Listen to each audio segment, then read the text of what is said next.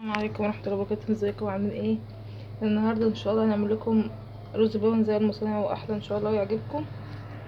معانا هنا كيلو رز، حطينا عليه 3 كيلو مية وسيبنا المية تغلي، بعد كده سلقناه في الرز. بعد كده هنحط عليه 3 كيلو لبن. تمام. هنحط احنا كده الرز بتاعنا استوى اهو، استوى يعني سوا معقول، عشان بس كتير. بسم الله ما شاء الله، الله اكبر، مش واضح اوي في الكاميرا. حطينا اللبن، هنحط اللبن 3 كيلو بتوعنا، هوريكم هنعمل ايه.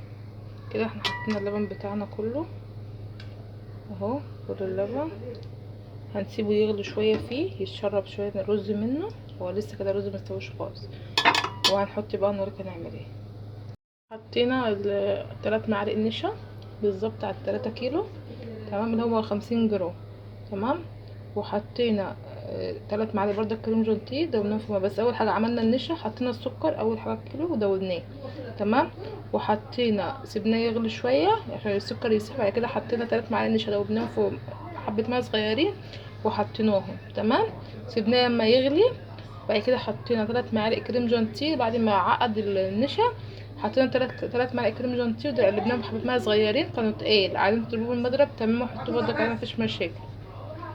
وقلبناه بعد ما عقد، وحطينا ايه الفانيليا بتاعتنا زي ما انتوا عايزين. يا رب ان شاء الله يعجبكم. هغرب بقى وخلاص يا جماعه. دي بعد خلص، بسم الله ما شاء الله اهو. بصوا هو هيكرمش، هو كده كده دافي اهو. بصوا حتى التبخير عادل يكون واضح اهو التبخير. بصوا ان شاء الله هتجربوه تدعوا لنا عن رحمه ونور على الميتين، والله يرحم امواتنا واموات المسلمين اجمعين. متنسوش بقى تعملوا ان شاء الله لايك واشتراك، والسلام عليكم ورحمه الله وبركاته.